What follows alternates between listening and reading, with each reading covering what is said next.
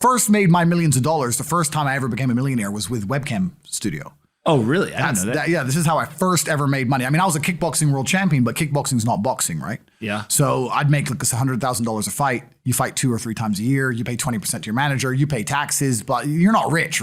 So you get like 30 to 40% of the money. Yeah, and I didn't consider myself rich. Like 30, 40 grand chunks, twice a year, maybe 3 times a year. Living in London, London rents, need a car. You're trying, like you're not rich in any way. And that's actually the reason I retired, because I woke up one day and I thought, I'm giving 6 hours a day of absolute focus and energy to this.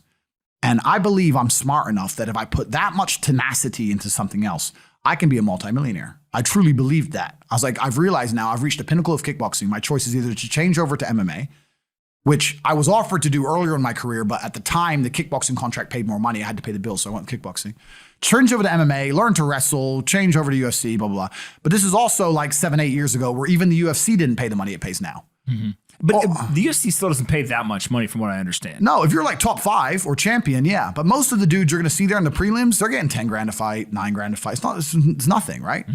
So it'd be like starting my career all over again. And at the age of 28, I thought, I don't have the gumption to start again. I've been through hell for this. I've broken my hand 8 times. My ribs have been broken. I don't want to do this all over again. So what do you do when you realize that, hey, maybe I don't want to keep fighting?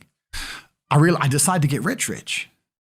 What does that mean to you? When you're sitting there, you're getting, $30,000, $40,000 kind of net on a per fight basis.